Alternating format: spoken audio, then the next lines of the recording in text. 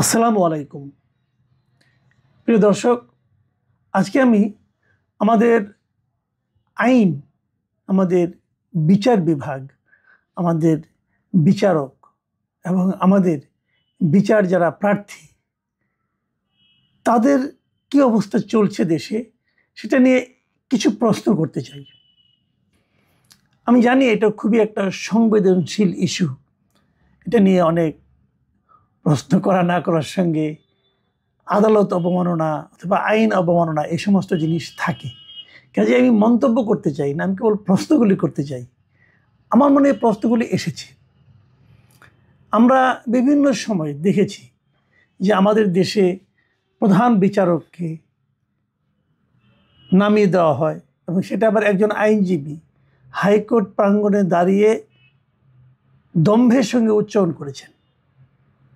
আমি ফজলে নূর তাপসের কথা বলছি।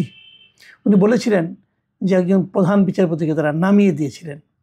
সেটা নিয়ে পরে আদালত অবমাননার অভিযোগ উঠেছিল, মানে রিটের মতো হয়েছিল।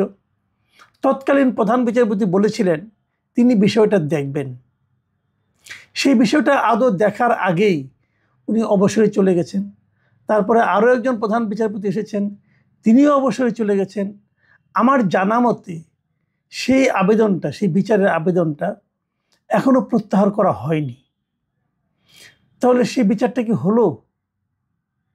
ওই যে বলেছিলেন তিনি দেশ থেকে পালিয়ে গেছেন রাজনৈতিক কারণে, কিন্তু সাধারণ মানুষ যারা বিচার বিভাগের দিকে তাকিয়ে থাকে, বিচার প্রক্রিয়ার দিকে তাকিয়ে থাকে, তারা কিন্তু মনে রেখেছে। এবার আমি মনে রেখেছি ভাই ওটা কী হলো। আমি এর মধ্যে কমপক্ষে হাইকোর্টের 2-3 জন আইনজীবীকে জিজ্ঞাসা করেছি, ভাই ওটার কি হলো? ওই যে আপনারা আদালত অবমাননা অভিযোগ করলেন এবং সে অভিযোগকারীদের মধ্যে ব্যারিস্টার আমিনুল ইসলামও ছিলেন, তারাই অভিযোগ করেছিলেন। কি হলো ওটার? কেউ জানে না কি হলো। কিন্তু যারা মনে রেখেছে, যারা ওটা নিয়ে চিন্তা করেন, তাদের কাছে আমাদের বিচার বিভাগ কোন জায়গায় আছে এই প্রশ্নটা কিন্তু আমি করলাম, কারণ আমার মনে এটা আছে। আমরা বিভিন্ন সময় বিভিন্ন ঘটনা দেখি। আমরা এর আগের প্রধান বিচারপতি দেখেছি, আরেকজন প্রধান বিচারপতিকে আমরা দেখেছি যিনি এখন জেলে আছেন। উনি একটা রায় দিয়েছিলেন, সেই রায়ের কারণে না, কিন্তু রায়ের কারণে। ব্যাপারটা কি? ব্যাপারটা হলো উনি যে রায় দিয়েছিলেন, আমার বিবেচনা সেই রায়টা আমাদের দেশের গণতন্ত্রের জন্য, গণতন্ত্রকে হত্যা করার জন্য ওটা একটা অসাধারণ রায় ছিল। এবং সেই রায়টা যে ঠিক ছিল না, এটা আবার এখনকার হাইকোর্ট, এখনকার সুপ্রিম কোর্ট, তার পূর্ণাঙ্গ বেঞ্চ কয়েকদিন আগে সিদ্ধান্ত দিয়েছে যে ওই আগের রায়টা ঠিক ছিল না। তো ওই প্রধান বিচারপতিকে যদি আপনার বিচার করতে হয়, এরকম একটা ভুল রায় দেওয়ার কারণে বিচার করতে পারেন, গণতন্ত্রকে হত্যার জন্য বিচার করতে পারেন, কিন্তু তা না করে তাকে যাত্রাবাড়ির একটা হত্যা মামলায় আসামি করে ওনাকে আপনারা জেলে ঢুকিয়ে রেখেছেন। আমাদের বিচার বিভাগ নিয়ে আলোচনা করা যেতে পারে এই কারণেই যে আসলে কোনটা ঠিক। উনিও তো প্রধান বিচারপতি ছিলেন, আবার এখনও প্রধান বিচারপতি আছেন। তারা এই বিচার, আগের বিচারকে ভুল বললেন, তাহলে ওনাকে ওই কারণেই তো তার বিচার হতে পারে। তা না করে একটা হত্যা মামলা, যে মামলার সঙ্গে ওনার কোনো যোগাযোগ আছে বলে দৃশ্যত আমাদের কাছে মনে হয় না, হয়তো পরবর্তীতে প্রমাণ হতেও পারে, আমি জানি না কি হবে। তো এগুলি যখন ঘটে তখন সাধারণ মানুষ বিচার বিভাগ সম্পর্কে কি ভাবে? মানুষের মনে কি এই ধরনের চিন্তা কাজ করে না যে বিচার বিভাগ, ক্ষমতায় যারা আছেন তাদের দিকে তাকিয়ে থাকে? এমনকি মনে হতে পারে না? আপনারা মনে করতে পারবেন ডক্টর ইউনূস সাহেবের একটা মামলা ছিল, ওনার 666 কোটি টাকা কর ফাঁকির মামলা।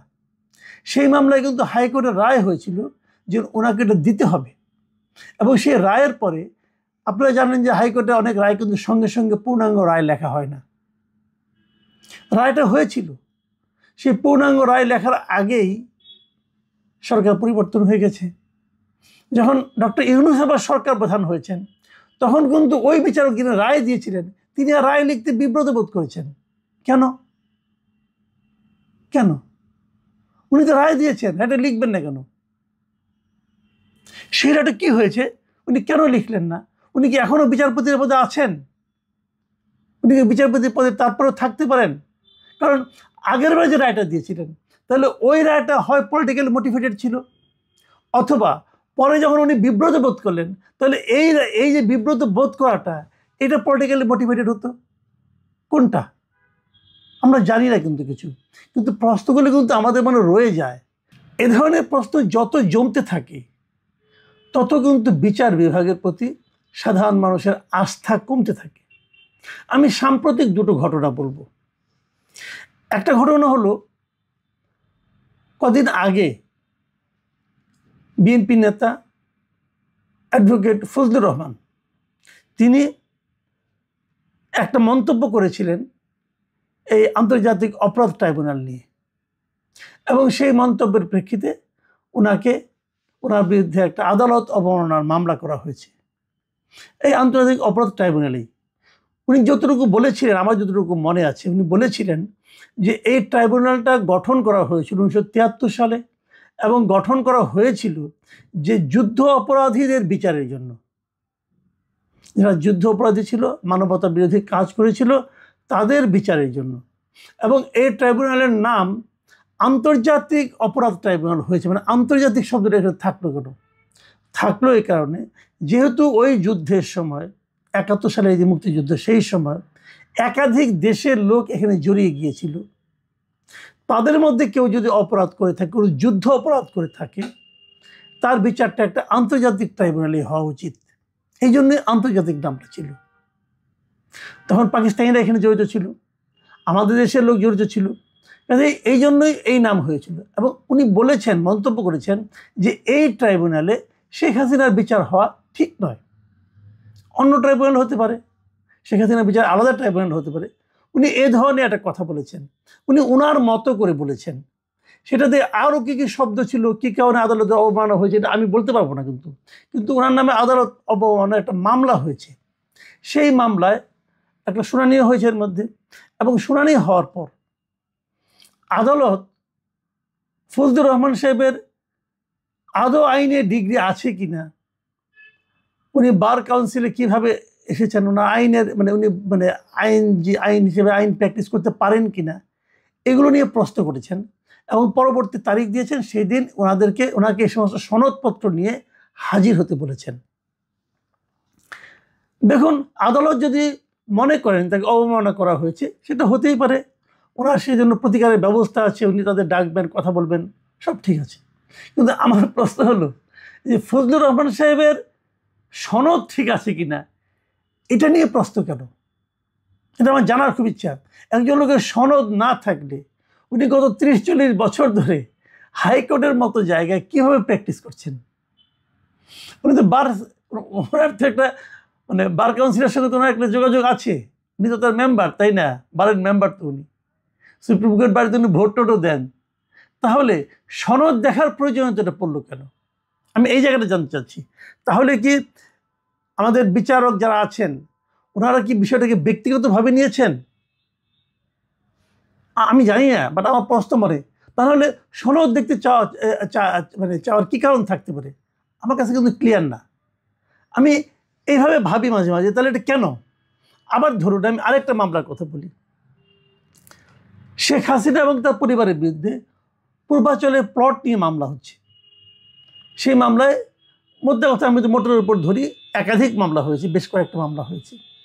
একটা মামলা হয়েছে যে ওনার পুত্র কন্যা ওখানে প্লট পেয়েছে, উনি 6টা প্লট ওখানে নিয়েছেন, এক একটা 10 কাঠা প্লট। বোঝা যাচ্ছে এখানে ক্ষমতার অপপ্রয়োগ হয়েছে, কারণ 10 কাঠা প্লট তো সবাই পায় না।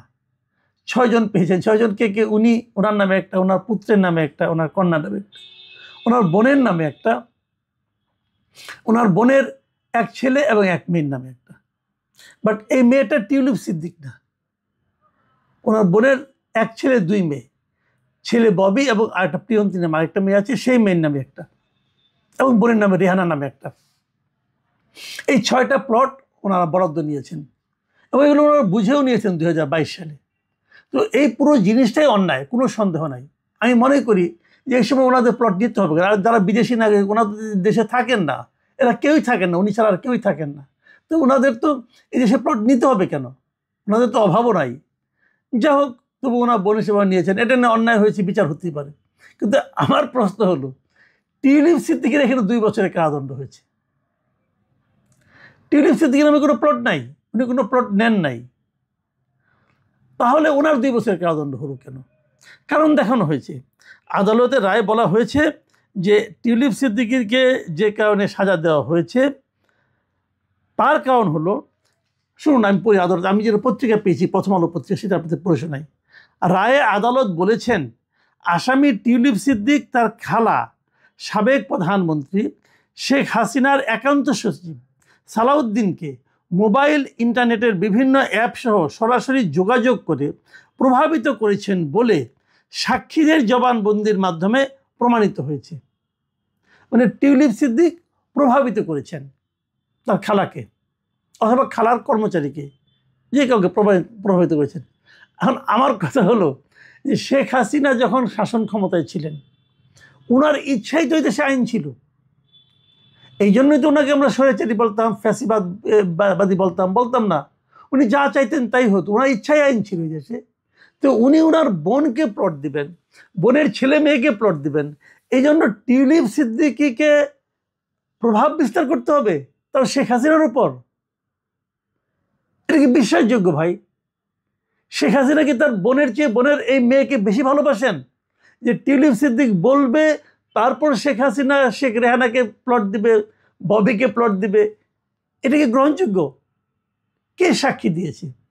এখানে কি টিউলিপ সিদ্দিকের পক্ষে কোনো উকিল ছিল? টিউলিপ সিদ্দিক দেশের নাগরিক না, উনি নিজে দাবি করেন উনি দেশের নাগরিক না। যদিও এর মধ্যে আবার প্রথম আলো যারা আছে, প্রথম আলো এবং আরও কয়েকটা প্রতিষ্ঠান তার আগে অনুসন্ধান করে বের করেছেন উনি দেশের নাগরিকত্ব, ওনার এনআইডি কার্ড ছিল, থাকতে পারে, আমার এটা নিয়েও কোনো আপত্তি নাই।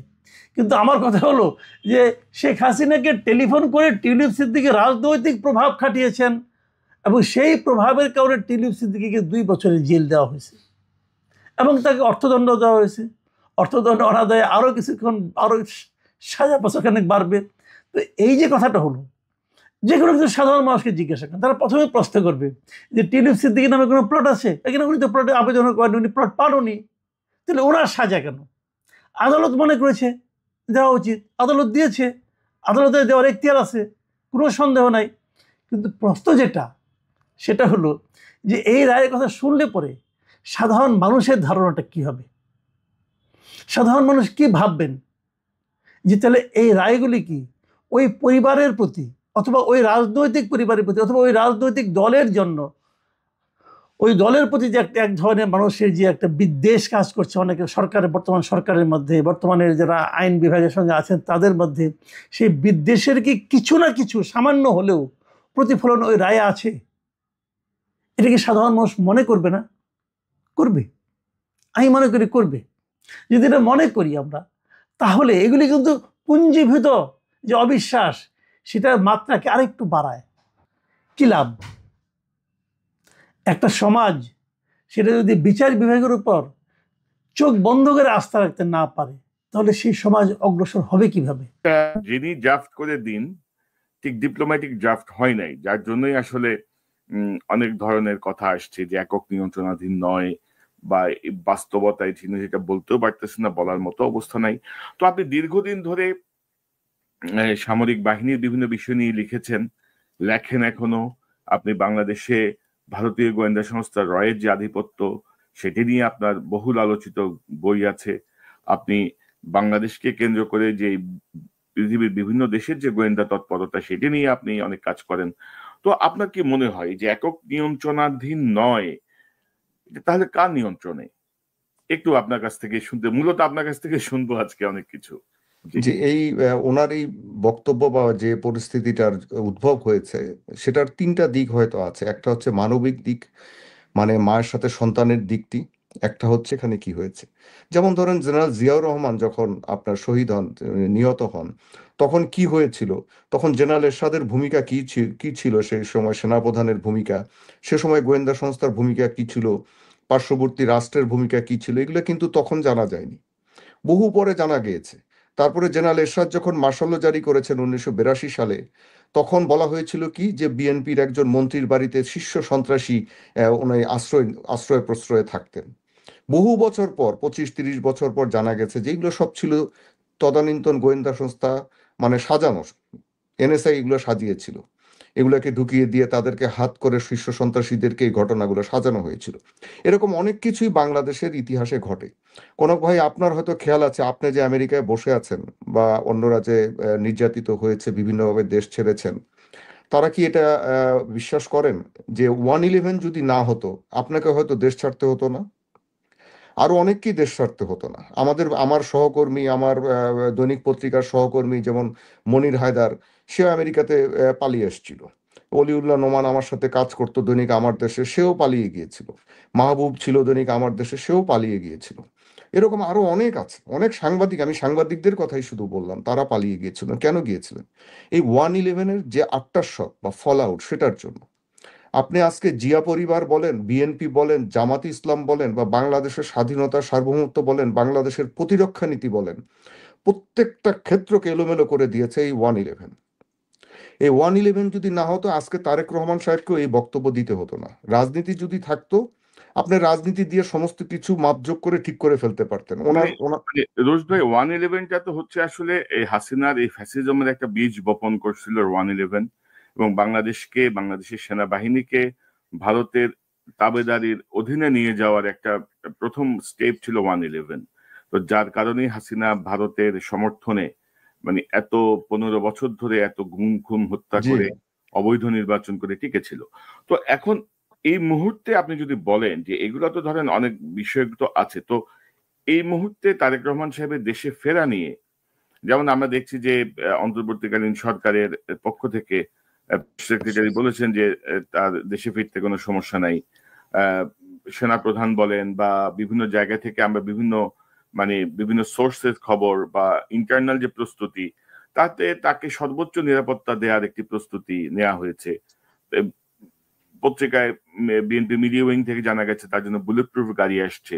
তো সকল প্রস্তুতি যেখানে সম্পন্ন, বাড়ির অফিস সব রেডি, তো তখন হঠাৎ করে এই একক নিয়ন্ত্রণাধীন নয়, আপনি কোথায় থ্রেট? 1/11 থেকে আমাদের সশস্ত্র বাহিনীকে কখনোই আমরা পদোন্নত হতে দেইনি, আমাদের গোয়েন্দা সংস্থাকেও দেইনি। 1/11-এর কতিপয় কর্মকর্তার উচ্চাভিলাষের কারণে, তাদের সুবিধাবাদিতার কারণে বাংলাদেশের রাজনীতি যে আপনার বিরাজনীতিকরণের দিকে গিয়েছে, ফ্যাসিজমের জন্ম হয়েছে, তা শুধু নয়, আমাদের সশস্ত্র বাহিনীও বিপদে পড়েছে, আমাদের গোয়েন্দা সংস্থাও তছনছ হয়ে গেছে, এটা আপনারা জানেন। এখন এটার ফলশ্রুতিটা কি? আপনি যদি এটা সার্বিক ইমপ্যাক্ট ধরেন, যে ভারত চলছিল, সেখান থেকে কিন্তু হুট করে দেশটা আপনার ভারতের কবজা থেকে বেরিয়ে আসার চেষ্টা করেছে এবং অনেক কিছু এলোমেলো হয়ে গেছে। এখন আপনি কি মনে করেন যে তারা এত সহজে ছেড়ে দিবে? বাংলাদেশে আপনারা, আমরা মানি বা না মানি, বাংলাদেশে প্রায় 20 ভাগ আছেন আপনার ভারতীয় পঞ্চম বাহিনী বাংলাদেশের জনগোষ্ঠীর মধ্যে। আমি বলতে চাই না কারা। এই 20 ভাগের মতো আপনি 15 ভাগই ধরেন, এদেরকে তো আপনি ফেলে দিতে পারবেন না। আমাদের প্রশাসনের সংস্থা এনএসআই, ডিজিএফআই, আমাদের এসবিআই, সমস্ত জায়গায় যে আওয়ামী লীগ আমলে গত সরকারের সময় এই যে ভারতীয় ইন্ধনে যাদেরকে এখানে ঢোকানো হয়েছিল বিভিন্ন পদে, তাদের সব বাদ দেওয়া হয়েছে। তারা তো আছে, আপনার প্রশাসনের সব জায়গায় আছে। আপনি কোন জায়গায় নাই আপনি আমাকে বলেন। তারা 15 বছর ধরে এগুলো গুছিয়েছে। তার আগের থেকে আপনি যদি এই 1/11 ধরেন, তো 17 বছর থেকে গুছিয়েছে বা 18 বছর থেকে গুছিয়েছে। তো সেই জিনিসগুলোকে তো আমাদেরকে ধরতে হবে। এখন আমরা ওই যে আবার বললাম যে পর্দার আড়ালের ঘটনাগুলো হয়তো আমরা জানি না। এখন এই জিনিসগুলো যে পিরামিডের উপরে বসে থাকে, এরকম উপরে বসে থাকে, সে নিচের সবকিছু দেখে। আমরা আছি নিচে বসে, এখানে বসে, বা কেউ এখানে বসে। আমরা কিন্তু তার তার কারণ হচ্ছে তার সোর্স অনেক বেশি, তার দেশি বিদেশি সোর্স অনেক বেশি, যেটা আমার আপনার নেই বা সাধারণ জনগণের নেই।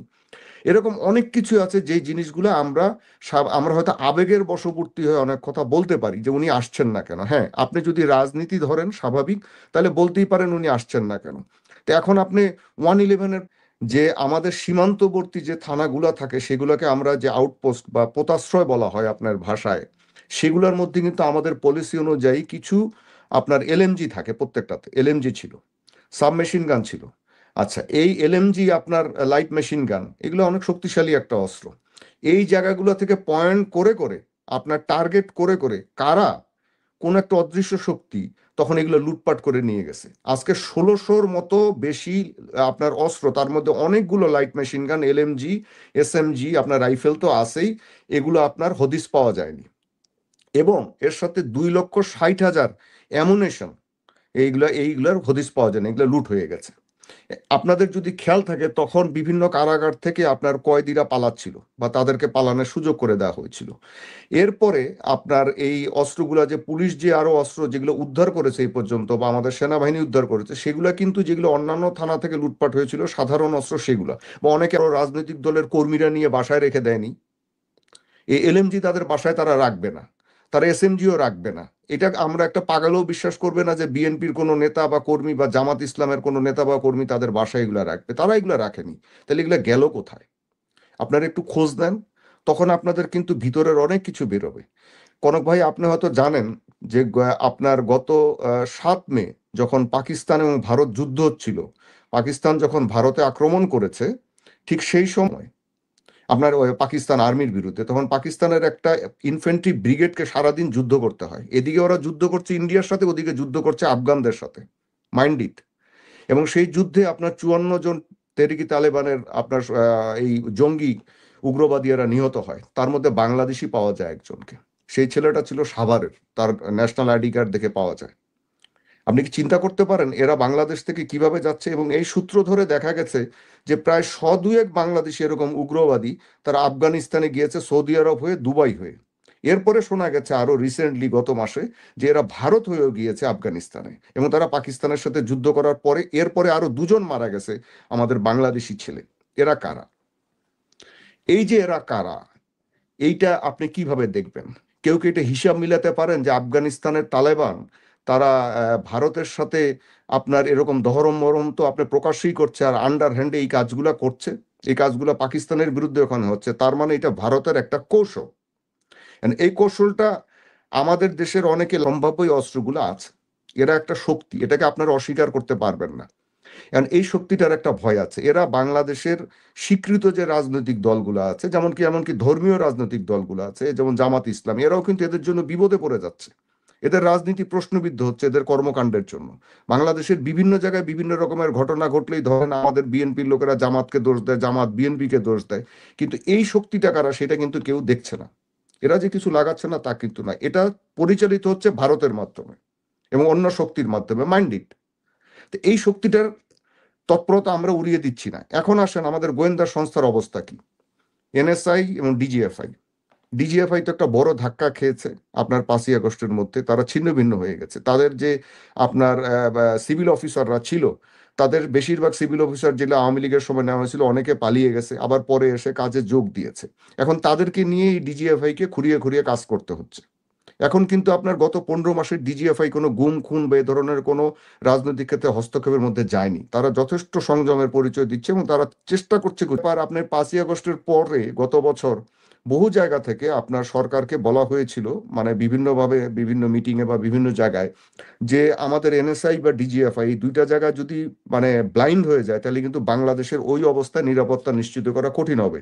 তো এটা পূরণ করার জন্য আমাদের যে সাবেক অফিসাররা ছিলেন, retired army officer, police officer বা আগের গোয়েন্দা কর্মকর্তারা যারা এখনো সক্ষম আছেন, তাদেরকে অ্যাডক বেসিসে এই দুটো জায়গায় নিয়ে তাড়াতাড়ি করে সক্ষমতা গড়ে তোলার কথা বলা হয়েছিল। এগুলো কিন্তু কিছুই করা হয়নি, এগুলি সাধারণ মানুষ হয়তো জানেও না। আপনার এরপরে আসেন পুলিশের কথা। পুলিশ তো সবচেয়ে বড় ধাক্কা খেয়েছে, তাদের জন্যই তারা ধাক্কা খেয়েছে। তাদেরকে সফটওয়্যারে যেতে হচ্ছে, তাদেরকে রিঅর্গানাইজ করতে হচ্ছে, তারা কিভাবে কাজ করবে, আগের মতো করবে না। এবং সেটা আপনারা হয়তো দেখছেন, পুলিশ হার্ড হিটিং এ যাচ্ছে না, পুলিশ নিজেদেরকে ঠিক হওয়ার চেষ্টা করছে। কিন্তু এদের যে শক্তিটা, এদের যে সক্ষমতাটা, সেটা এই গোয়েন্দা সংস্থার মতোই দাঁড় করানো হয়নি কিন্তু। অথচ চাইলে ডক্টর ইউনূসের সরকার গত পুলিশ বাহিনীকে খুব দ্রুত শক্তিশালী করা হয়েছিল, গোয়েন্দা সংস্থাকে করা হয়েছিল। এখন আপনি এই সমস্ত দিক যদি দেখেন, তাহলে বাংলাদেশের নিরাপত্তা অবস্থাটা কি? আপনি যতই তারেক রহমান বা অন্যদেরকে দোষারোপ করেন বা করেন যে সে কেন আসছেন, আমি আবেগের কথা বলছি না, আমি রাজনীতির কথা বলছি না। আপনি যেহেতু সিকিউরিটির কথা বলছেন, আমি আপনাকে এই বিষয়টা বললাম। এখন আপনি দেখেন যে এই শক্তিগুলো আছে, তো এর মধ্যে নিশ্চয়ই তার ভয় থাকবে। এবং তিনি আরো কেন ভয় বেশি পাবেন? ভয় পাওয়াটা স্বাভাবিক। আমি বাংলাদেশের মানুষের কাছে বা অন্যদের কাছে প্রশ্ন করতে চাই যে আপনারা সবসময় এখনো বলছেন যে তারেক রহমান কেন আসছেন না, উনি সাহস নেই, উনি রাজনীতি ধ্বংস করে দিচ্ছেন। আচ্ছা, বিএনপির রাজনীতি উনি ধ্বংস করুক, ওনার নিজের রাজনীতি, সেটা ওনার ব্যাপার। আমরা হয়তো কনসার্ন, সবাই ওনাকে ভালোবাসি, বেগম জিয়াকে আমরা ভালোবাসি, শ্রদ্ধা করি, এই কারণেই হয়তো অনুরাগ থেকে, আপনারা ভালোবাসা থেকে এই কথাগুলো বলছেন। কিন্তু বাস্তবতা, যখন 1/11 তার আরেক সন্তানকে চরম নির্যাতন করা হয়, তখন কি বাংলাদেশের মানুষ, আমরা কেউ রুখে দাঁড়িয়েছিলাম? আমরা সাংবাদিকরা রুখে দাঁড়িয়েছিলাম? বুদ্ধিজীবীরা রুখে দাঁড়িয়েছিলাম? সবাই তো আমরা ওইদিকেই দৌড়িয়েছি। তখন আমি দৈনিক আমার দেশে বিশেষ সংবাদদাতা ছিলাম। আমি দেখেছি, আমরা একটা রিপোর্ট করতাম, ডেকে নিয়ে যাওয়া হতো গোয়েন্দা সংস্থায়। এই তারেক রহমান সাহেব আপনার 1/11 পর, আমি তখন দৈনিক যায় দিনে ছিলাম, বলবেন দ্য কনফারেন্স রুমে হাত ধরে ওনার পাশে আমাকে বসায়। শফিক রেহমান সাহেব বসেননি, শফিক রেহমান সাহেব দূরে বসছিলেন। শফিক রেহমান সাহেব, পরের দিন আমার ছবিটা ওনার সাথে যখন দৈনিক যায় দিনে বড় করে ছাপা হয়, আমাকে গোয়েন্দা সংস্থায় দেখে অকথ্য ভাষায় গালাগালি করা হয়েছিল। তখন তো আমরা দেখেছি আমরা যে এই বাংলাদেশের মানুষ, বাংলাদেশ, যে আবারও বললাম, বুদ্ধিজীবীরা তো সব তারেক রহমানকে চোর বাটপার কি না করেছেন। কর্নেল কাজী শাহেদ আহমেদের কোম্পানি খাম্বার ব্যবসা করেছে, আপনারা তারেক রহমানের নাম দিয়ে দিয়েছেন। আপনার জেনারেল মইনু আহমেদের মতো একটা বেশরম বেলজ্জ বেহায়া সেনাপ্রধান, উনি আপনার প্রকাশ্যে সাংবাদিকদের সামনে বলছিলেন যে তারেক রহমান নাকি 20,000 কোটি টাকা শুধু আপনার বিদ্যুৎ খাত থেকে আপনার চুরি করেছে। পরে আমি এবং আমার সহকর্মী এম আবদুল্লাহ, যিনি এখন সাংবাদিক কল্যাণ ট্রাস্টের এমডি, তা ওই এই আবদুল্লাহ, উনি দেখতেন, বিদ্যুৎ খাতটা দেখতেন দৈনিক পত্রিকায়। আমি আর উনি খুঁজে বের করলাম যে 2006 সালে এই বিদ্যুতের বাজেট কত ছিল। বাজেট দেখলাম 12,000 কোটি টাকার মতো। এই 12,000 কোটি টাকার মধ্যে বেতন ভাতা, পেনশন, বোনাস, উন্নয়ন খরচ সবকিছু মিলে তাহলে 20,000 কোটি টাকা চুরি হয় কিভাবে?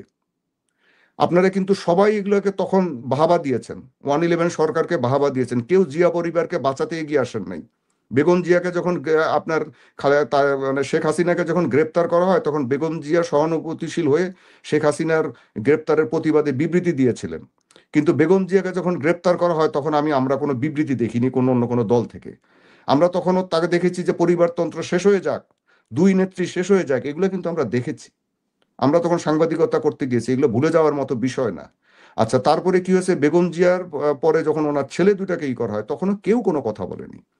আমাদের মানে সেনাবাহিনীর কতিপয় কর্মকর্তা, যে বেগম জিয়া যাদেরকে বিশ্বাস করতেন, তারই আত্মীয় জেনারেল মাসুদউদ্দিন চৌধুরী, আপনার এই যে এটিএম আমিন, যাকে আমরা আর্মিতে বিহারি আমিন বলে ডাকতাম, তিনি তখন ব্রিগেডিয়ার ছিলেন ডিজিএফআইতে, এক পরে মেজর জেনারেল হয়েছেন, এখন তারপরে পালিয়ে গেছেন। পালিয়ে তো যাননি, উনি আরামায়েশি আছেন দুবাইতে। তো ওনারা কি করেছেন তারেক রহমানকে নিয়ে, এগুলো সব ইতিহাস বলতে গেলে 2-3 ঘন্টা লাগবে। তখন তো বাংলাদেশের মানুষ, সংবাদপত্র কেউ আগে আসেনি, আমরা শুধু দৈনিক আমার দেশে এগুলো নিয়ে কিছু কাজ করেছিলাম। তাও আমি টিকতে পারিনি, আমাকে দৈনিক থেকে চলে আসতে হয়েছিল। ওই যে আমি এসছি আর দৈনিকে ফেরত যাইনি। হ্যাঁ, তা এগুলো তো দেখেছে। তা আপনি এই জিয়ার সন্তানদেরকে এগুলো টর্চার করে তাদেরকে শেষ করে দেওয়ার মানে পর্যায়ে নিয়ে গেছিল, এবং কোকো তো মারাই গেছে এর জন্য।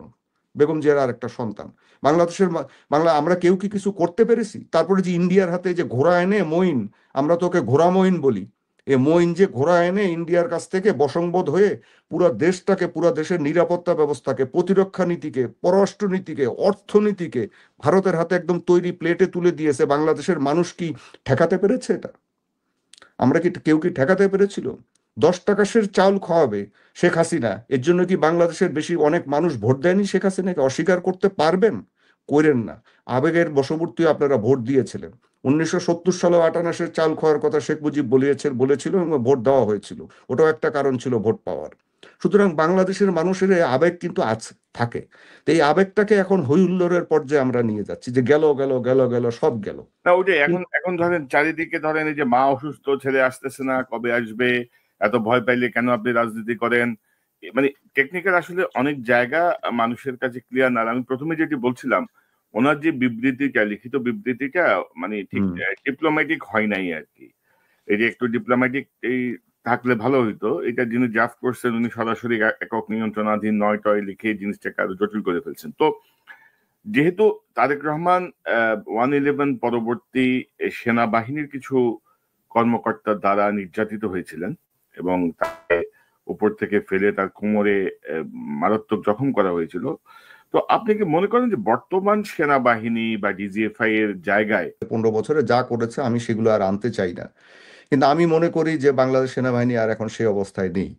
আপনি যতই সমালোচনা করেন, সমালোচনা অবশ্যই করতে পারেন রাজনৈতিকভাবে, বাংলাদেশ সেনাবাহিনী থেকে এই ধরনের কিছু নাই, বরং বাংলাদেশ সেনাবাহিনী আপনার এই যে ডক্টর ইউনূসকেও নিরাপত্তা দিয়েছে এসএসএফ এর মাধ্যমে, সকল উপদেষ্টাদেরকে নিরাপত্তা দিয়েছে, বেগম খালেদা জিয়াকে দিয়েছেন, এবং আপনার জেনারেল জিয়াউর রহমানের ছেলেকেও এখনকার পরিস্থিতিতে ওনারা দিবেন, এ বিষয়ে কোনো সন্দেহ নেই, এবং এটা নিয়ে হয়তো ঘোলা ধোঁয়াশা তৈরি করার কোনো অবকাশও নেই। আমি যতটুকু খোঁজ নিয়েছি যে সেদিক থেকে কোনো সমস্যা নেই, তারা পূর্ণ প্রস্তুত আছেন। তার ঠিক আছে, আপনার কথাটাও ঠিক আছে, কিন্তু আবার যদি এটাও মনে করেন যে ক্রিটিক্যাল অবস্থা দিয়ে, মানসিক অবস্থা দিয়ে মানে উনি যাচ্ছেন, ওনার পরিবার যাচ্ছেন, সে সময় আসলে এরকম করে তৈরি করাটাও আসলে একটা কঠিন ব্যাপার হয়ে দাঁড়ায়। সবকিছু তো ধরলে আর চলবে না। আসলে ব্যাপারটা হয়ে গেছে, আপনি যদি মানে আমি বলছি যে উনি তো আর লেখেন নাই, কেউ হয়তো ওনাকে ড্রাফট কেউ করে লিখছেন দিয়েছেন। আর কি, হ্যাঁ হ্যাঁ হ্যাঁ, ড্রাফটের বুঝছি, জায়গাটা ডিপ্লোম্যাটিক হয়নি, আমি এটা হয়নি বলতে আর কি, হতে পারে হয়নি, হ্যাঁ। ডিপ্লোম্যাটিক হলে আসলে এত আর শূন্য এত কিছু হ্যাঁ হতো না। আরেকটা জিনিস হয়তো বিএনপি যেটা ঠিক করছে না, যেটা আমি মনে করি, আমি তো বিএনপি মানে বিএনপি কে ডিকটেট করতে পারি না, আপনিও করতে পারেন না, এটা একটা রাজনৈতিক দল, তারা তাদের মতো করে চলবে, তাদের রাজনীতি তারা ভালো করবে কি করবে না, তারা ক্ষমতায় আসবে কি আসবে না, সেটা তাদের আসলে ভালো দেখার বিষয়, আমরা তো বলতে পারি। তা আমি আমার আমার নিজের ধারণা হচ্ছে যে বিএনপির উচিত যে এই জিনিসগুলাকে মানুষের কাছে, জনগণের কাছে, আপনার প্রকাশ্যে মিডিয়ার কাছে বলে দেওয়া, যে তার নিরাপত্তার বিষয়গুলা কি, তারা সরকারের সাথে এই বিষয়গুলো নিয়ে লিয়াজও করছেন, তারা অনেক দিন থেকে লিয়াজও করছেন, যে তারেক রহমান এবং তার স্ত্রী বাংলাদেশে আসলে কিভাবে নিরাপত্তা বলয় তৈরি হবে, কি হবে না হবে, নির্বাচন পর্যন্ত নিরাপত্তা পরিস্থিতিটা কিভাবে দাঁড়াবে, এটার দায়িত্ব কিন্তু বিএনপির সিনিয়র নেতাদের বা সংশ্লিষ্ট নেতাদের।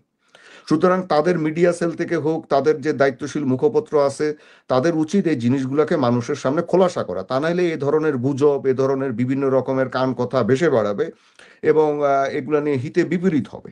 তবে আপনার আপনার কথা প্রসঙ্গে আমি একসাথে দু তিনটা প্রসঙ্গে একটু আপনার সামনে একটু দিয়ে দিই। এক নম্বর হচ্ছে যে ধরেন গত এই 16-17 মাসে ইউনূস সরকার আসলে করলো কি, মানে আপনি এটা কিভাবে দেখেন, মানে ইউনূস সরকারের আসলে মানে কোনো আমি তো আপনাকে বললাম কনক ভাই, এই যে আমি নিজে জানি ব্যাপারটা, এবং আমি কিছুটাই করেছিলাম। আমি 5ই আগস্টের পরে আপনার 6ই আগস্ট রাত্রে বাংলা ভিশনে একটা টক শোতে যাই আমার ঢাকার বাসা থেকে।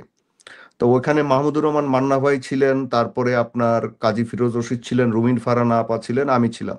ওই সময় আপনার একদিন পরে আর কি, তখন এই আইন শৃঙ্খলা বা পুলিশ কোনো ঢাকায় বা দেশে পুলিশ বলতে কিছু ছিল না, আনসারও ধরে মানে কোনো কার্যকর ছিল না, কিচ্ছু কার্যকর ছিল না, কিছু আর্মি ছিল। তো তখন এইগুলো নিয়ে কথা হচ্ছিল, এরপরে যথেষ্ট কথা হয়েছে, যে এখানে রেফারেন্স টানা হয়েছে যে 75 সালের পরে যখন জেনারেল জিয়া ক্ষমতায় আসলেন, তখন কি দেখা গেল বাংলাদেশে।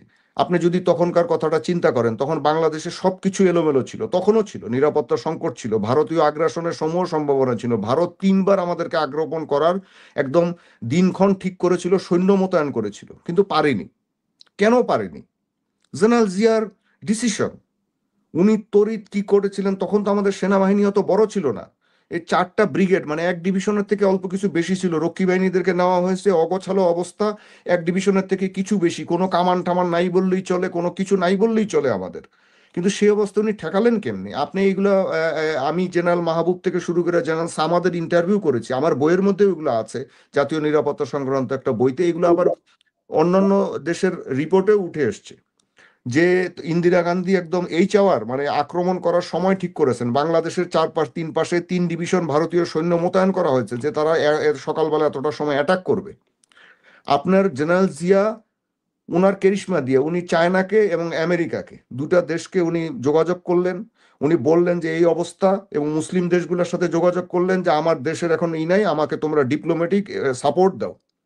এবং আমেরিকা এবং চায়না খুবই দ্রুত ভারতকে কঠোর ভাষায় আপনার মেসেজ দিয়েছিল, এবং প্রকাশ্য বিবৃতি দিয়েছিল যে এটা বাংলাদেশের আভ্যন্তরীণ বিষয়, এখানে হাত দেওয়া অন্য এই দেশগুলো আমরা সহ্য করব না, এবং সহ্য তারা করেনি, এবং তখন ইন্ডিয়া পিছিয়ে যায়। তা আপনাকে তো এটাকে বলা হয় যে আপনার ভারসাম্যটা, আপনার যদি সরাসরি ক্ষমতা না থাকে অন্য জায়গা দিয়ে, তো আপনাকে রক্ষা করতে হবে, আপনাকে তৈরি করতে হবে। তারপরে উনি পুলিশের ব্যাপারে কি করলেন জেনারেল জিয়া?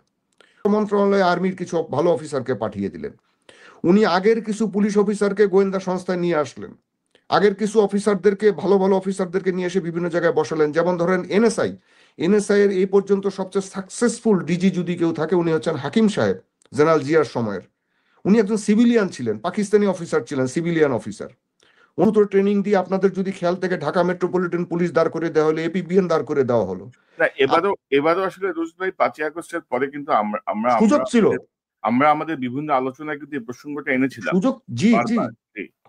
জি, আমি তো সেটাই বলছি। এটা এর আগেও আপনাকে বললাম যে দেখেন আমাদের আর্মির কয়েকশো অফিসার রিটায়ার্ড যারা অযাচিতভাবে চাকরি হারিয়েছে, তাদের এই যে ক্যাপ্টেন, মেজর, এরকম লেফটেন্যান্ট কর্নেল, এনারা কিন্তু ইনটেক রয়ে গেছেন, তাদের শারীরিক সক্ষমতা আছে, তাদের ট্রেনিং আছে, গোয়েন্দা ট্রেনিং আছে, ভালো ট্রেনিং আছে।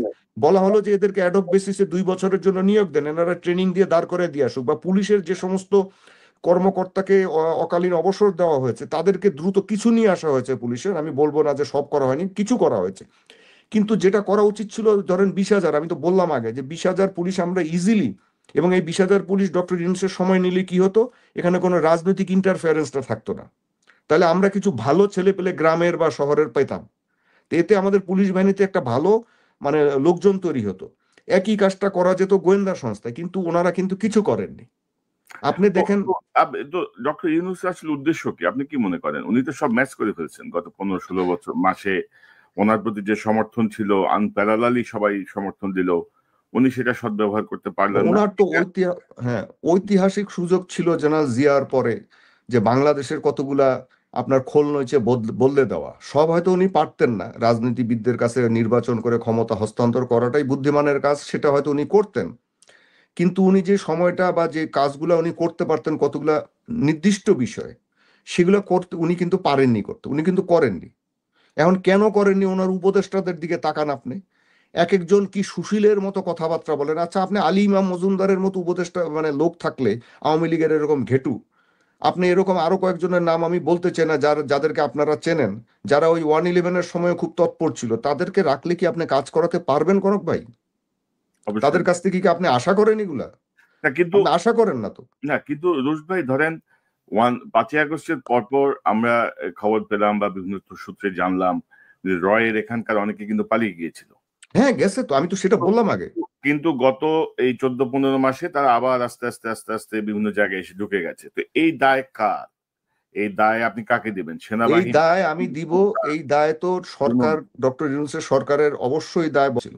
আমরাও কিন্তু গত 15 বছরে আমরা অনেকেই কিন্তু এই যে ইয়াং যে ছেলেপেলেগুলা এই আন্দোলনগুলা করেছে, যাদেরকে আমরা জেনজি বলি, এই যে জুলাই আন্দোলনের যে বাচ্চাগুলো, এদের মতো দেশপ্রেমিক ছেলেপেলে আমরা হয়তো আগামী 50 বছরে আর পাবো কিনা আমার সন্দেহ আছে। আমার জীবনে আমি দেখিনি কাউকে, আমার বয়স এখন 61 রানিং, আমি দেখিনি।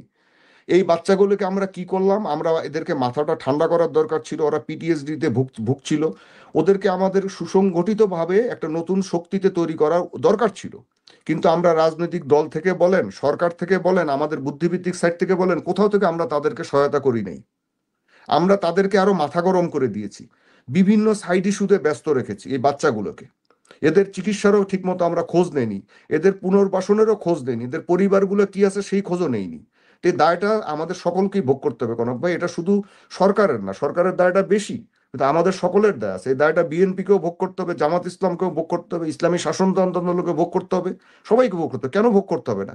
আপনি কি করলেন, বিভিন্ন রকমের সাইড ইস্যু নিয়ে ব্যস্ত হয়ে গেলেন, আপনি বিএনপিকে ধ্বংস করার জন্য ব্যস্ত হয়ে গেলেন, জামাতকে ধ্বংস করার জন্য ব্যস্ত হয়ে গেলেন, আপনি মাজার ভাঙতে ব্যস্ত হয়ে গেলেন, আপনি যেগুলো ইস্যু না সেগুলোকে ইস্যু বানালেন, যেখানে আইন শৃঙ্খলা ঠিক নাই। তো এরকম এরকম করলে তো হবে না। এই বাচ্চাগুলোকে আমরা কেউ ঠিক মতো আপনার কাজ মানে অর্গানাইজড হতে দেইনি, তারপরে এদেরকে দিয়ে এনসিপি তৈরি করলাম, সেখানেও সহায়তা করা হয়নি। না, কিন্তু বিভিন্ন জায়গায় যে এই যে রয়ের আবার যে মানে তো হবে তো, এই কারণেই হয়েছে, এ কারণেই হয়েছে। আমাদের গোয়েন্দা সংস্থা, আমাদের ডিজিএফআই, এনএসআই, সেনাবাহিনী বা এসবি বা এদের এদের ভূমিকা কি? এরা কেন? ওই যে ওই আবার তো একই কথায় আসতে হয়। দেখেন, ওই যে আমি তো প্রথমেই বললাম যে গত সরকারের সময়কার নিয়োগকৃত শত শত রয়ে গেছে। তো প্রথমে এটা কথা উঠেছিল, আমি তো তখন ঢাকায় ছিলাম এই আমেরিকায় আসার আগে।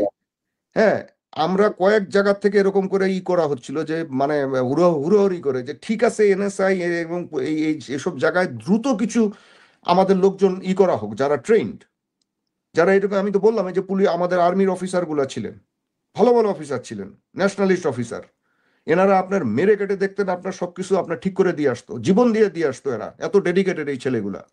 আপনার তারপরে পুলিশের কিছু অফিসার ছিলেন, আমাদের সিভিল অফিসার যাদেরকে চাকরিচ্যুত করা হয়েছে, এরকম কয়েকটা অফিসার আমার কাছেই আসতেন, এসে বলতেন যে স্যার আমাদেরকে তো এখানে কাজে লাগাতে পারে, আমাদেরকে আওয়ামী লীগ বের করে দিয়েছে। আমরা কাউকে এদের এই সরকার কেন যে ডক্টর ইউনূস সরকার এটা কিছুই করলো না। এখন আপনি একটা কথা আছে আমাদেরকে বলা হতো যে সেনাপতি যদি ধরেন আপনার বাংলাদেশের হয় আর সৈনিক যদি হয় সব ভারতের, আপনি কি ভারতের বিরুদ্ধে যুদ্ধ করতে পারবেন? না। পারবেন না। এটা উল্টাটাও প্রযোজ্য, যে সব আপনার সৈনিক সেনাপতি ভারতের আর সৈনিক সব বাংলাদেশের, তাও আপনি যুদ্ধ করতে পারবেন না। তা আপনাকে এই ইউনূস সাহেব যতই দেশপ্রেমিক হোক, যতই আপনার একজন বোদ্ধা মানুষ হোক, যোগ্য মানুষ হোক, কিন্তু উনি কাদেরকে নিয়ে করছেন? সবগুলো তো ওই দিকের, সব তো ওই ওই রকম আপনার বিচ্ছিন্ন এক একটা চিন্তা ভাবনা, সুশীল এইটা সেটা নিয়ে এসে একটা অ্যাসর্টেড একটা বসিয়েছেন, যেগুলো কোনো কাজের না।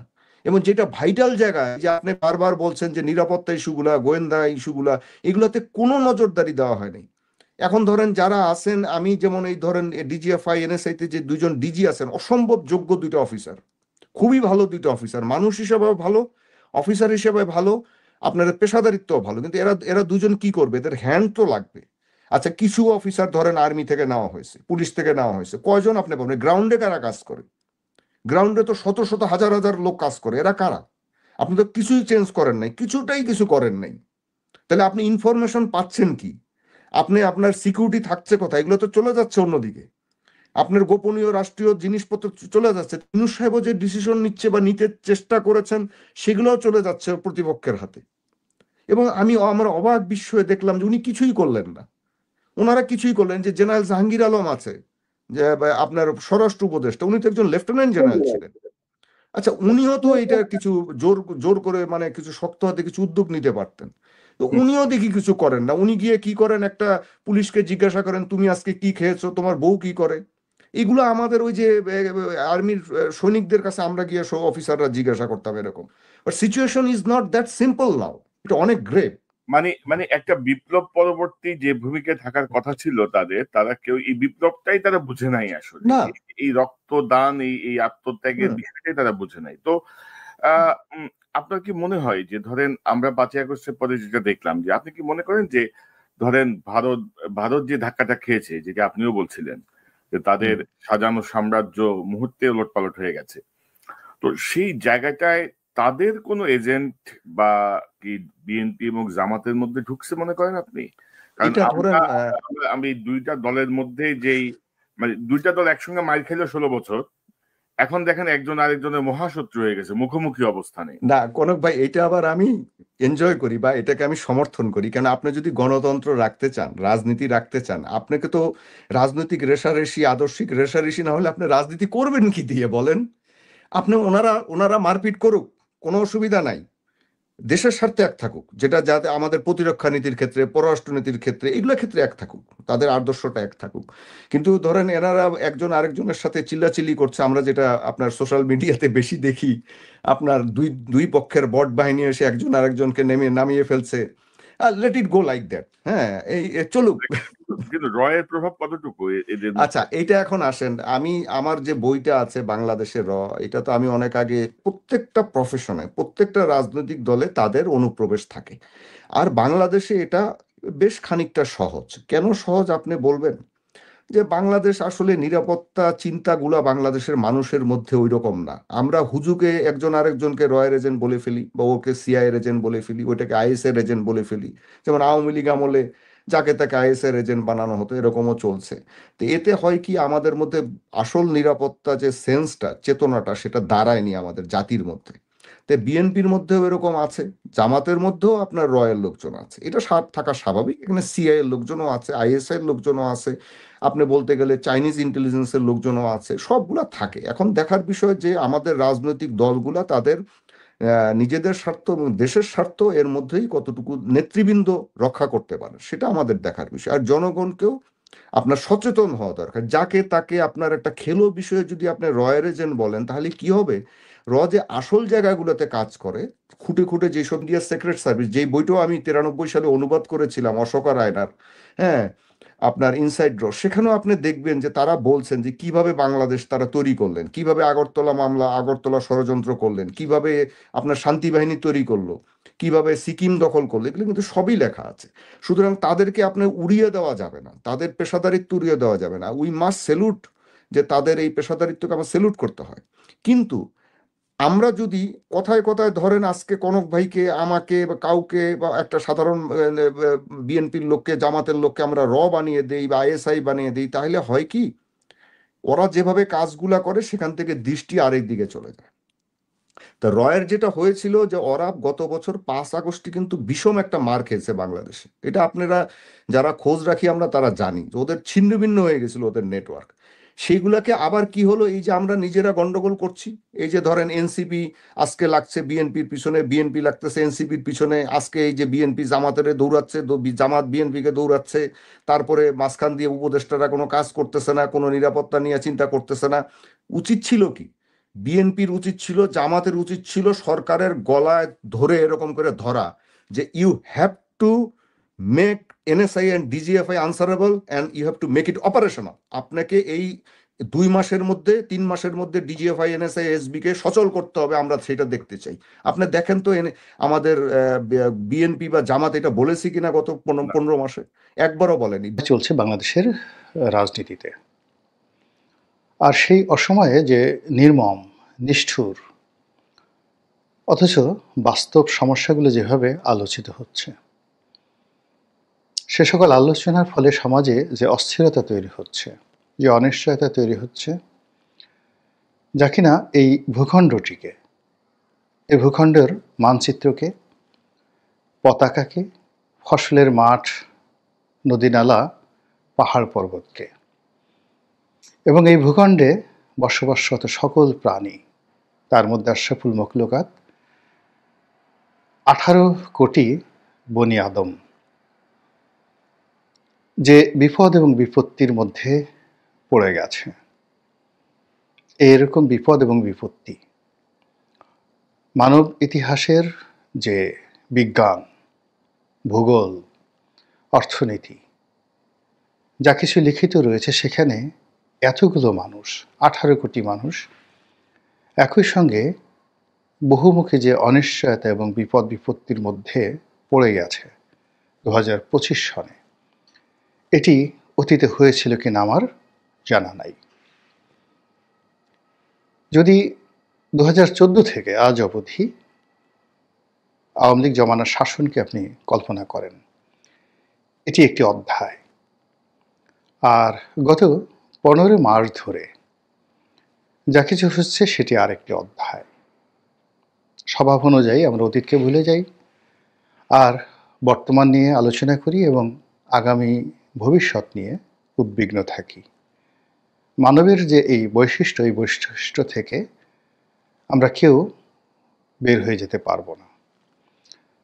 ফলে এখন বর্তমান সমস্যা বা চলমান সমস্যা, সেটা যত ছোট হোক, যত ক্ষুদ্র হোক, কিংবা ধরুন যত বৃহৎ হোক, এটা নিয়ে আমরা এখন খুব ব্যস্ত। কিন্তু 1971-এ কী হয়েছিল, 61-তে কী হয়েছিল, 51-তে কী হয়েছিল, 1981-তে, 1991-তে, 2001-এ কিংবা 2021-এ কী হয়েছিল, এই কথাগুলো আমরা স্মরণ করতে চাই না। স্মরণ করা সম্ভব নয়। কেবলই আমরা স্মরণ করতে চাই আজকের এই দিনে আমাদের জীবনে কী ঘটছে। তো সেদিক থেকে এই 15 মাসের যে রেজিম, সেই রেজিমের একটি চরিত্র এবং আজকে আপনারা যারা ভিডিও দেখছেন সেই দিনকার বৈশিষ্ট্য, এই দুটোকে যদি আপনি একত্র করেন তাহলে আপনি দেখতে পাবেন যে আমাদের জাতিগত বিভেদ, বিসংবাদ, অবিশ্বাস যে মাত্রায় গিয়েছে, আমাদের সোশ্যাল যে স্ট্রাকচার যেভাবে গড়ে উঠেছিল, সেই সোশ্যাল স্ট্রাকচারটি যে হুমকির মুখে পড়েছে,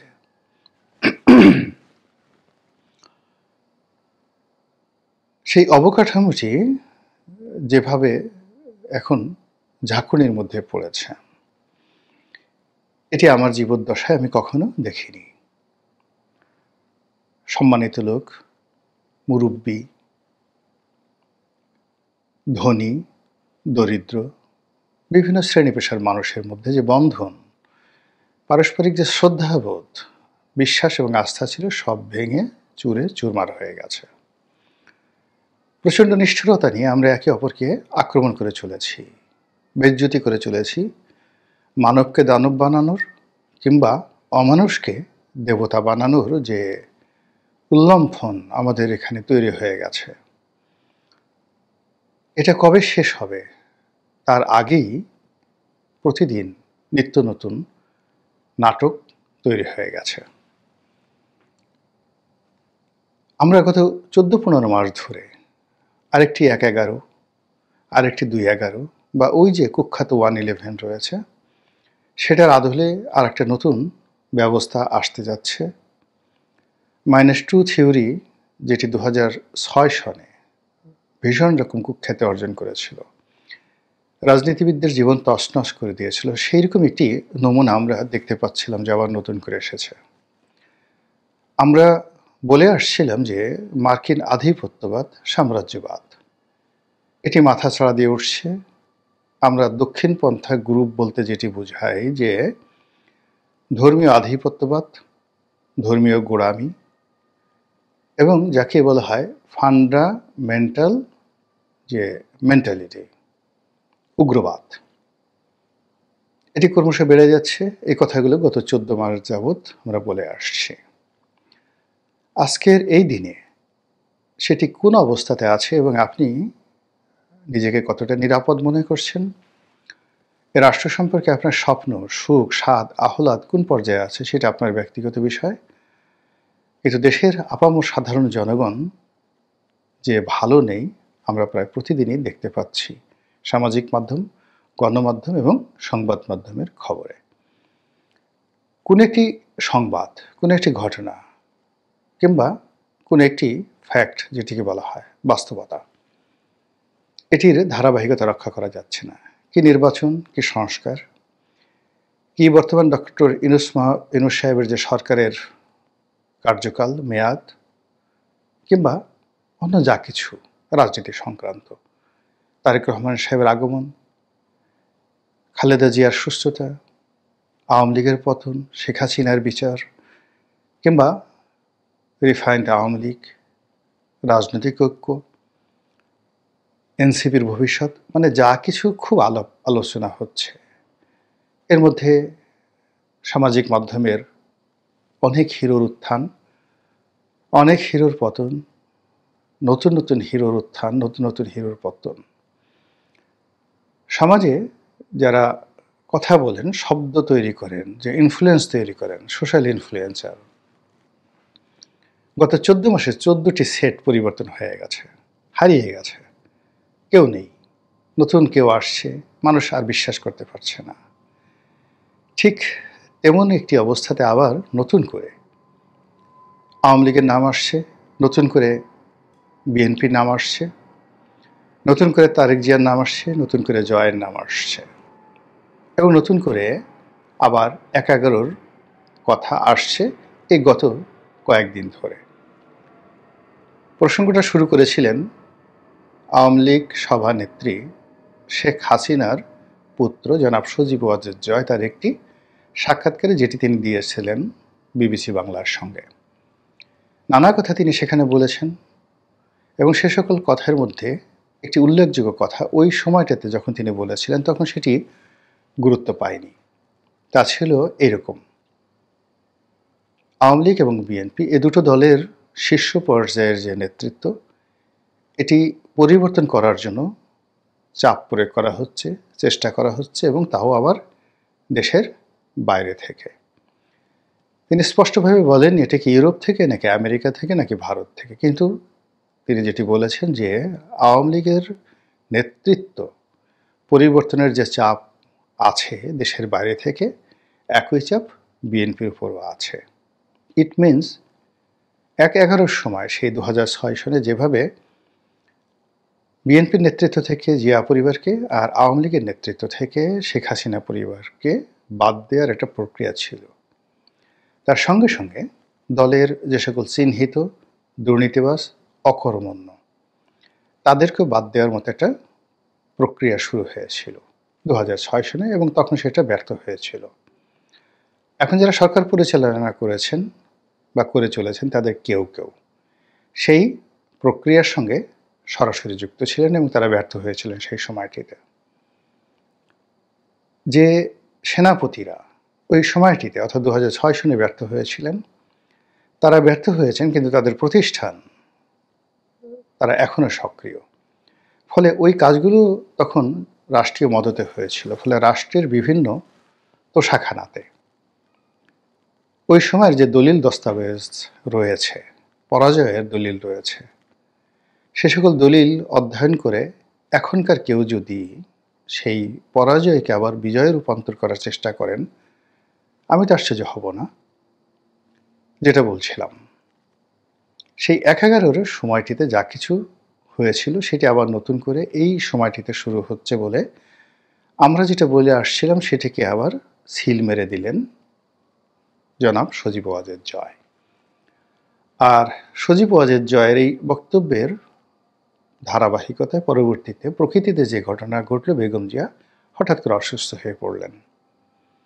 তার অসুস্থতা নিয়ে নানা রকম কথা আছে। এর কারণ হলো বিএনপির মধ্যে ভারতের দালাল আছে, আমেরিকার দালাল আছে, বর্তমান সরকারের দালাল আছে, সেনাবাহিনীর দালাল আছে, নানা রকম ট্যাগ বিএনপি বিরোধী যারা লোকজন রয়েছেন তারা করে যাচ্ছেন। বিএনপির মধ্যে একাধিক গ্রুপ, উপগ্রুপ তৈরি করার জন্য কেউ বা ভারতপন্থী, কেউ বা মার্কেটপন্থী, কেউ বা তারেকপন্থী, কেউ বা খালেদাপন্থী, এরকম নানা রকম ট্যাগ দিয়ে এই দলটির মধ্যে বিভক্তি সৃষ্টির নানা রকম তৎপরতা চলছে গত 14 মাস ধরে। এরই মধ্যে বেগম জিয়া অসুস্থ হয়ে পড়লেন এবং এখন তার অসুস্থতা চরমে। আমরা কেউ বলতে পারছি না যে তিনি সুস্থ হবেন এবং স্বাভাবিকভাবে ফিরে আসবেন। সবাই বলার চেষ্টা করছে দুটো কথা। কেন তিনি এই অসুস্থ শরীর নিয়ে ক্যান্টনমেন্টের অনুষ্ঠানে গেলেন, অর্থাৎ সেনাবাহিনীর যেটি সশস্ত্র বাহিনী দিবস ছিল, এখানে তাকে কেন নেওয়া হলো, কারা পাঠালো, এবং তিনি সেখানে গিয়ে এই যে অসুস্থ হলেন তার পরের দিনে তাকে হাসপাতালে নিতে হলো এবং এখন কি অবস্থায় আছেন কেউ জানে না।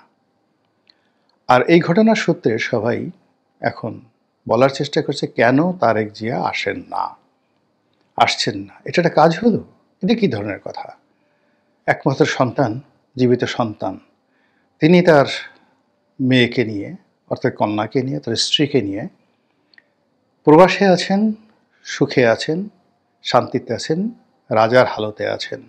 আর তার মা এখানে একা একা যে অসহায় দিন যাপন করছেন, তিনি পুত্রের হাতে স্পর্শ পাচ্ছেন না, নাতনির হাতের স্পর্শ পাচ্ছেন না, এমনকি পুত্রবধূকেও তিনি দেখতে পাচ্ছেন না। এটা একটা কথা হলো? এ কিসের রাজনীতি, এ কিসের মানবতা? যাদের মধ্যে পারিবারিক ফেলোশিপ নেই তারা কি করে জাতিকে সেবা করবে? এভাবে নানা রকম ন্যারেটিভ তৈরি করে বিএনপি এবং তারেক রহমান সাহেবকে নাস্তানাবুদ করে ফেলা হচ্ছে। আর তারই জবাবে জনাব তারেক রহমান সাহেব যে বক্তব্য দিয়েছেন, হৃদয় বিদারক বক্তব্য, যে তার যে আগমন বাংলাদেশে প্রত্যার্পণ বা প্রত্যাবর্তন, এটির ক্ষমতা, কর্তৃত্ব তার ইচ্ছার উপর নির্ভর করে না। এখানে বহু পক্ষ জড়িত। মুহূর্তের মধ্যে সব কিছু তছনছ হয়ে গেছে এবং সকল রাজনৈতিক হিসাব উলটপালট হয়ে গেছে এবং সবাই তখন এই জনাব তারেক রহমান সাহেবের এই যে সাম্প্রতিক বক্তব্য, এই বক্তব্যের সঙ্গে বিবিসি বাংলার সাথে মিস্টার জয়ের, সজীব ওয়াজেদ জয়ের যে বক্তব্য, এটার একটা অন্তর্মিল খুঁজে পেয়েছে। আর সেই অন্তর্মিলের সূত্রে এখন 11-র সময়টিতে যেভাবে বিএনপি এবং আওয়ামী লীগের সম্মিলন হয়েছিল এবং যেভাবে এরশাদ জামানাতে বাধ্য হয়ে বিএনপি এবং আওয়ামী লীগ এক টেবিলে বসেছিলেন এবং বেগম খালেদা জিয়া এবং শেখ হাসিনা পাশাপাশি বসে জাতির উদ্ধারে, জাতির কল্যাণে তারা রাজনৈতিক পরিকল্পনা গ্রহণ করতে বাধ্য হয়েছিলেন, সেরকম একটা পরিস্থিতি কি এখন অনিবার্য হয়ে পড়েছে যখন আওয়ামী লীগ এবং বিএনপি যদি একত্র না হয় এবং কাঁধে কাঁধ না মিলায়, তাহলে হয়তো এই দুটো দলই হারিয়ে যাবে। ফলে এই দুটো দলের মধ্যে যদি বন্ধন হয়ে যায়, এই দুটো দলের মধ্যে যদি বন্ধুত্ব হয়ে যায়, সজীব ওয়াজেদ জয় এবং তারেক রহমান সাহেবের সঙ্গে যদি যোগাযোগ হয়ে যায়, এমনকি বেগম জিয়ার সঙ্গে শেখ হাসিনার যোগাযোগ হয়ে যায়, তাহলে কি হবে? এসব বিষয় নিয়ে তুমুল আলোচনা চলছে। এ সকল আলোচনা যখন তুঙ্গে, তখন দেশবাসীর দৃষ্টি এখন সেই এভার কেয়ার হাসপাতালে, যেখানে বেগম জিয়া অসুস্থ অবস্থায় আছেন।